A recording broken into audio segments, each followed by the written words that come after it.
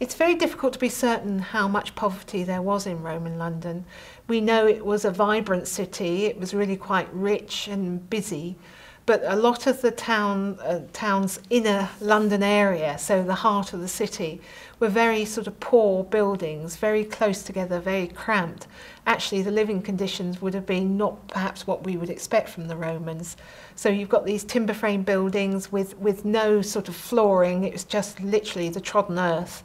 They would have been damp. Close by each other, would have been noisy. They dumped the rubbish out of the back and would have been smelly and unhealthy. So inner city living at its worst. So that's where the poor were probably based. And the richer people were building their slightly finer houses just on the outskirts of the inner city. They were sort of living in a bit more luxury than the people actually inside the main part of the town. The wealthy would have exposed their privileges in just their sort of lifestyle. They would have been able to afford all the goods that were coming from abroad, all the trade items, all the rich tableware, the red glossy Samian that came in as dinner services. They would have been able to buy the wine, the olive oil and the fish sauce that they needed to have their sort of Roman lifestyle that they were used to elsewhere in the empire.